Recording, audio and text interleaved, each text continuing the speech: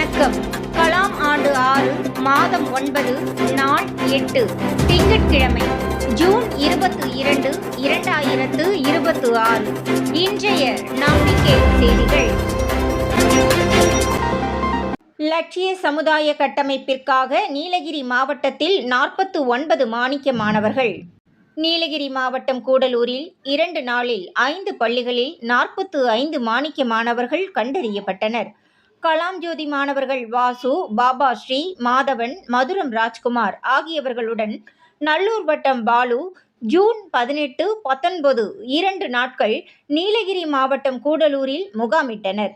நல்லூர் வட்டம் மகளிர் கள மாநில பொறுப்பாளர் ஹேமலதா தமது வீட்டில் அனைவரையும் வரவேற்றார். 2 நாட்களும் இரவு தங்களை தயார்படுத்திக் கொள்ளும் வசதி, உணவு ஆகிய அனைத்தும் ஹேமலதா அவர்கள் இல்லத்தில் என்பது குறிப்பிடத்தக்கது. இக்குழுவில் ஓய்வு பெற்ற ஆசிரியை பாக்கியலட்சுமி மற்றும் நிஷா அவர்களும் இணைந்து கொண்டனர். இக்குழு 2ஆக பிரிந்து 6 பள்ளிகளில் மாணிக்க மாணவர்களை கண்டறிவதற்கான உரையாடல் நடைபெற்றதில் 49 மாணவர்கள் மாணிக்க மாணவர்களாக அறிவிக்கப்பட்டனர். தொடக்கத்தில் இந்த நிகழ்வு வழக்கம் போல ஒன்று என்று நினைத்திருந்தோம். ஆனால் இது எங்கள் வாழ்க்கைக்கானது என்பதை படிப்படியாக புரிந்து கொண்டதுடன் மாணிக்க மாணவர்களாக அறிவித்தது அதிர்ச்சி கலந்த மகிழ்ச்சியை தந்ததென்று மாணவர்கள் தங்கள் பின்னூட்டத்தில் தெரிவித்தனர். இதில் GIFT பள்ளி மாணவர்கள் மலையாளம் தாய்மொழியாக கொண்ட மாணவர்கள் என்பதும் குறிப்பிடத்தக்கது. பள்ளிகளும் கண்டறியப்பட்ட மாணிக்க மாணவர்களும்: டீல் மெட்ரிக் மேல்நிலைப் பள்ளி 3, சென்ட் மேரிஸ் மேல்நிலைப் பள்ளி 7, GIFT மேல்நிலைப் பள்ளி 7, கலைவாணி மேல்நிலைப் பள்ளி 9, GTMO மேல்நிலைப் பள்ளி 5, ஃபாத்திமா மேல்நிலைப் பள்ளி 18. அடுத்த கட்டமாக மேலும் பல பள்ளிகளில் 50 மாணிக்க மாணவர்கள் கண்டறியப்பட்டவுடன் 100 மாணிக்க மாணவர்களுக்கும் விருது வழங்கப்படவிருப்பதாக இதற்கான பொறுப்பை ஏற்றுள்ள லட்சிய ஆசிரியை கூடலூர் பாக்கியலட்சுமி தெரிவித்தார். கூடலூரில் இல்லம் தேடி உள்ளம் நாடி. நீலகிரி மாவட்டம் ஜூன் 19 அன்று கூடலூரில் பிரபல துகில் ஜவுளி மாளிகையின் உரிமையாளர் சக்கரவர்த்தி அவர்களை சந்தித்து நல்லூர் வட்டத்தின் செயல்பாடுகள் விளக்கப்பட்டது. அடுத்ததாக ஓய்வு பெற்ற ஆசிரியை பாக்கியலட்சுமி அவர்கள் இல்லம் சென்று காலை சிற்றுண்டி, அடுத்து ஸ்ரீ ராமகிருஷ்ணா முதியோர் இல்லத்தில் அதன் நிர்வாகி வசந்தகுமாரி அவர்களை சந்தித்து அங்கேயே பகல் மதிய உணவு சாப்பிட்டதாகவும், அடுத்து ரம்ய பாரதி அவர்கள் அலுவலகத்தில் சந்தித்து 2 நாள் பயண அனுபவங்களை பகிர்ந்து கொள்ளப்பட்டதாகவும், அப்போது மகளிர் களம் நிஷா அவர்களும் உடன் இருந்ததாக நல்லூர் வட்டத்தின் மகளிர் கள பொறுப்பாளர் ஹேமலதா தெரிவித்தார். நம்பிக்கை செய்திகளுக்காக சென்னையிலிருந்து தயாநிதி. கூடலூரில் நல்லூர் வட்டம் அறிமுக நிகழ்வு. நீலகிரி மாவட்டம் கூடலூரில் ஜூன் 18 அன்று காசிகா IAS அகாடமியில் நல்லூர் வட்டம் அறிமுக நிகழ்வு நடைபெற்றது. அதில் பயிலும் மாணவர்கள், ஆசிரியர்கள் என 19 பேர்கள் கலந்து கொண்டனர். அவர்களுக்கு நல்லூர் வட்டத்தின் இலக்கு, அதற்கான வழிமுறைகளுடன் குடிமக்கள் தயாரிப்பு பற்றி விளக்கப்பட்டது. இந்த சந்திப்பு நடைபெற்ற காசிகா IAS அகாடமியை அரசு துறை அதிகாரி சுரேஷ் நடத்தி வருகிறார்.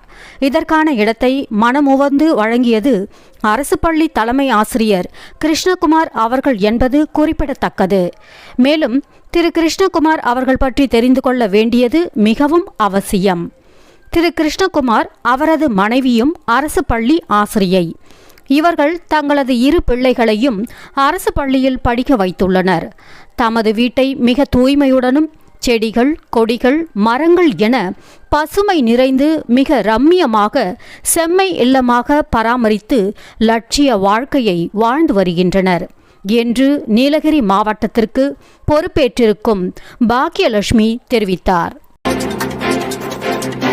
விழிப்புணர்வையும் ஒருங்கிணைப்பையும் உருவாக்கி வரும் அறிவின் அருவி கடையத்தில். தென்காசி மாவட்டம் கடையம் SSKS டியூஷன் மையத்தில் ஜூன் 20 அன்று அறிவின் அருவி இயற்கை கொடுத்த வரம் நீர் என்ற தலைப்பில் நடைபெற்றது. இதில் 47 நபர்கள் கலந்து கொண்டனர். டியூஷன் மாணவர்கள் 5 பேர் பொறுப்பேற்று நடத்தினர். செந்தில் முத்து அவர்கள் தலைமை வகித்தார். அப்துல் பாசித் கான் அவர்களுக்கு வழிகாட்டி பரிசு வழங்கப்பட்டது. கலாம் ஜோதி மாணவர் பாலசுந்தரம் நிகழ்வினை தொகுத்து வழங்கினார். அறிவின் அருவி பற்றி பாலசுந்தரத்தின் விளக்கத்திற்கு பிறகு மாணவர்கள் தலைப்பு சார்ந்து பேசினர்.